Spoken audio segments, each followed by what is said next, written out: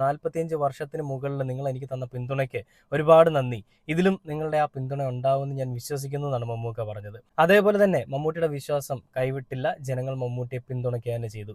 അത് കേവലം മമ്മൂട്ടി എന്ന് പറയുന്നൊരു സിനിമാ നടനോടുള്ള ഒരു ആരാധനയല്ല. മമ്മൂക്ക എന്ന് പറയുന്നൊരു മനുഷ്യന്റെ കംബാക്ക് കാണാൻ വേണ്ടിയിട്ട് കാത്തിരുന്ന ജനസമൂഹമാണ്, അല്ലെങ്കിൽ കേരളത്തിലെ ജനക്കൂട്ടമാണ് ഈ സിനിമ കാണാൻ വേണ്ടിയിട്ട് തിയേറ്ററുകളിലേക്ക് ഇരച്ചെത്തിയതെന്ന് എനിക്ക് വേണം ഉറപ്പിച്ച് പറയാൻ സാധിക്കും.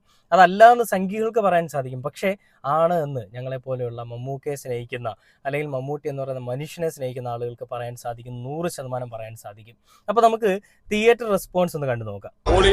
വേറെ ലെവല് പൊളി, അടിപൊളി. ഇതിന്റെ ഡയറക്ടർ അടിപൊളി, സ്ക്രിപ്റ്റ് സൂപ്പർ, ബീജം അടിപൊളി, മമ്മൂക്ക അടിപൊളി, വിനായകൻ അടിപൊളി. ട്രിവാൻഡ്രം സ്ലാങ് ഒക്കെ ഭയങ്കര രസമുണ്ട്. ബാക്ക്ഗ്രൗണ്ട് സ്കോർ ആണേലും